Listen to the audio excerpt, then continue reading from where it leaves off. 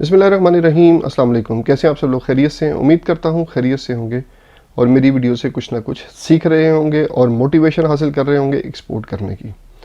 तो मेरा मिशन ही यही है कि आप लोग मोटिवेट हों, जो लोग कर सकते हैं एक्सपोर्ट वो आएँ और पाकिस्तान की एक्सपोर्ट को इंक्रीज़ करें, ताकि पाकिस्तान की इकॉनमी जो है वो भी ग्रो करे और हम लोग भी एक्सेल करें अपनी लाइफ में।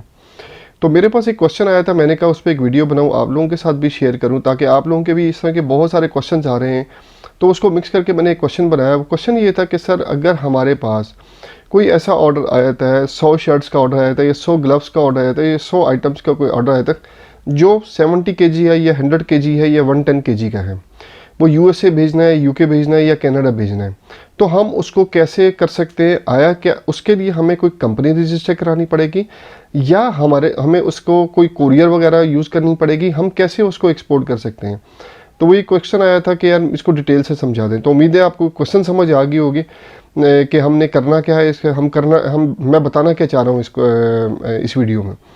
तो वीडियो को एंड तक लाजमी देखिएगा। आज हम इस वीडियो में डिस्कस करेंगे कि हम लीगल वे से और कुरियर के थ्रू हम कैसे एक्सपोर्ट कर सकते हैं, और जो छोटे पैकेज होते हैं वो भी हम एक्सपोर्ट कर सकते हैं, कंपनी बनाए बगैर कर सकते हैं या कंपनी के साथ कर सकते हैं। इसको समझते हैं कि फ़र्ज़ करें हमारे पास कोई ऐसी प्रोडक्ट है जिसको हम एक्सपोर्ट करना चाहते हैं, बायर भी हमारे पास है और हम उसको एक्सपोर्ट करने के लिए हमारे पास कंट्री भी पता है, बायर भी है। अब हमने उसको भेजना कैसे है?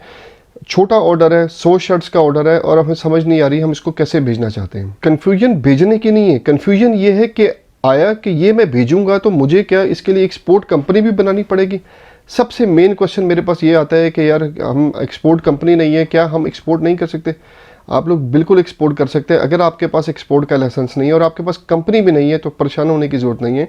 आप कंपनी बनाने से पहले आप थोड़ा सा जो है ना छोटे लेवल पे आएँ, छोटे लेवल के एक्सपोर्ट को प्रेफर करें। मतलब कोई ऑर्डर पकड़ें, 50 पीसेस का पकड़ें, 100 पीसेस का ऑर्डर पकड़ें, 100 केजी का पकड़ें, 200 केजी का ऑर्डर पकड़ें।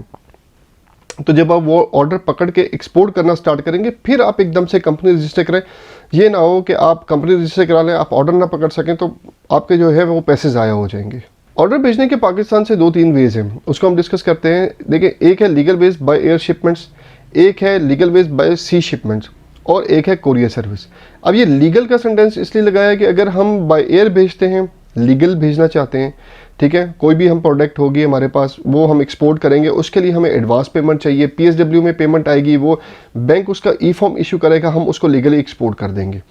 ये लीगल का वर्ड इसलिए यूज़ किया है कि एक होती है स्मगलिंग, हमको स्मगलिंग नहीं करनी, हमें लीगल एक्सपोर्ट करनी है। इसी तरह बाय सी में भी होता है, बाय सी में भी इसी तरह जो आपके पास पेमेंट आती है, एडवांस पेमेंट आती है, बैंक ई फॉर्म इशू करता है और हम एक्सपोर्ट कर देते हैं, लीगली एक्सपोर्ट कर देते हैं। उसमें भी हम स्मगलिंग हमने नहीं करनी, जो इलीगल होता है उसको स्मगलिंग बोलते हैं।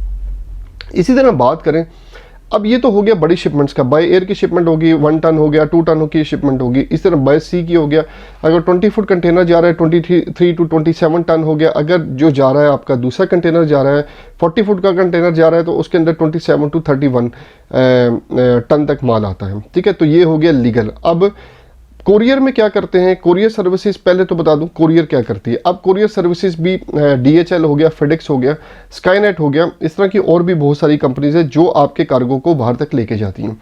अच्छा, इसमें 2 तरह के कार्गो होते हैं। एक होता है ये कोरियर सर्विसेज होगी, एक होती है छोटी छोटी कंपनीज होगी।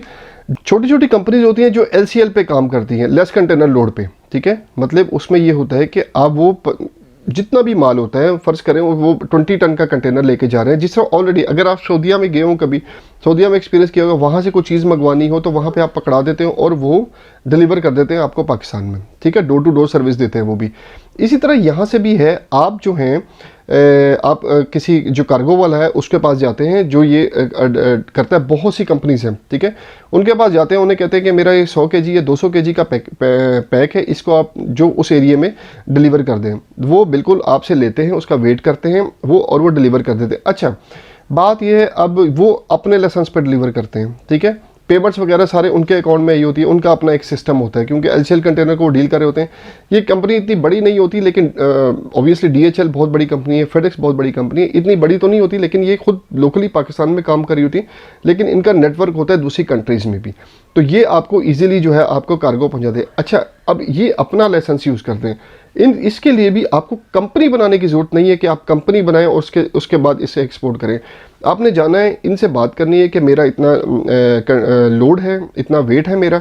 वो आपसे वेट पूछेंगे, CBM पूछेंगे, क्यूबिक मीटर पूछेंगे। वो आपको बताना है कि वो क्यों पूछते हैं, वो मैंने वीडियोस बनाई हुई है ऑलरेडी। आप चैनल पे अगर नए हैं तो जाके वीडियोस देखें, उनमें आपको सारा क्लियर हो जाएगा CBM क्या होता है, बला बला चीज़ें क्या होती हैं। तो वहाँ पे आप उनको रेट देंगे, वो आपको रेट देंगे कि इतने में हम आपका फ़र्ज़ करें स्विट्ज़रलैंड है, UK है, कनाडा है, ये कहाँ पे भी USA है, तो हम इतने रेट में आपका कार्गो पहुँचा देंगे। ठीक है, इसी तरह बाय एयर में भी होते हैं और बाय सी में भी होते हैं। बाय एयर की जो कॉस्ट है वो ज़्यादा आ जाती है और बाय सी की कॉस्ट कम होती है।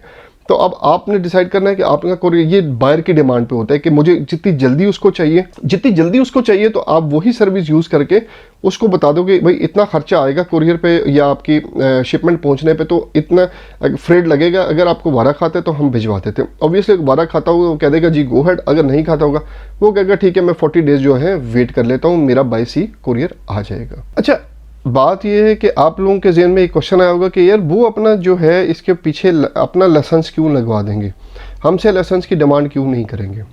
तो लाइसेंस की डिमांड वो इसलिए नहीं करेंगे कि उनका बिज़नेस मॉडल ऐसा है कि वो ऑब्वियसली आपकी छोटी शिपमेंट भी तो बाहर पहुंचानी है ना उनको, तो वो अपना जो है लाइसेंस लगवा के आपसे एफिडेविट साइन करवाएंगे वो।